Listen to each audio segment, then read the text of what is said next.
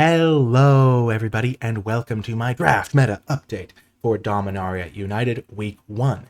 In this video, I'm going to be providing you with all the information you need to crush your next draft of the format with all of the latest tips from the format. Starting things off with the format news, is the Walls deck a real contender? So far, it has been quite successful as an archetype that plays a lot of defenders and then payoffs that reward you for having a lot of defenders in play. Wingmantle Chaplain is the best of these payoffs, and Walking Bulwark and other uncommons are also nice reasons to draft the deck. Shield Wall Sentinel is a key component at common because it gives you a lot of consistency in finding your stronger payoffs. If you want to draft the deck in these early days, it seems like a good place to be.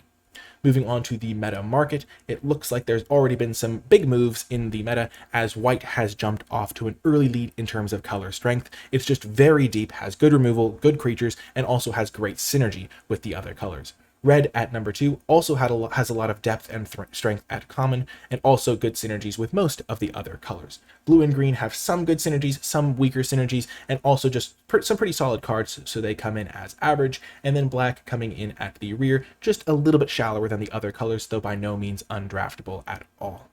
Moving on to the archetype strength of part of the meta market, we see that there have been some big changes. Red-white off to an early lead, with black-white not far behind. Green-white and blue-red are vying for that 3-4 position, and then white-blue and red-green are coming in at the lower end of the decks that are still pretty strong part of the spectrum. Red-green in particular is worth noting because if you are splashing, then that is a pretty good archetype for a base color pair if you are splashing. Moving on to the lower end of the spectrum, green-black a little bit below average, also a pretty good home for splashing. Blue-black and black-red a little bit weaker as well, but by no means undraftable. And then blue-green coming in last place, but it does get a decent bump from splashing, though it is still not a top archetype even when you are able to facilitate some splashes.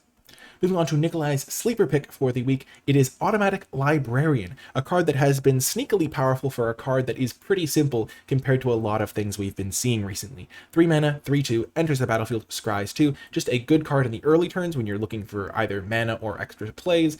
Very good in the late game when you don't really care about lands and every land you scry away is basically like drawing a card, and even pretty good in the mid game where a 3/2 brawls pretty well on the battlefield, and also the scrying is as always relevant. So a card to keep your eye out for, and just because it is simple does not mean it is not effective.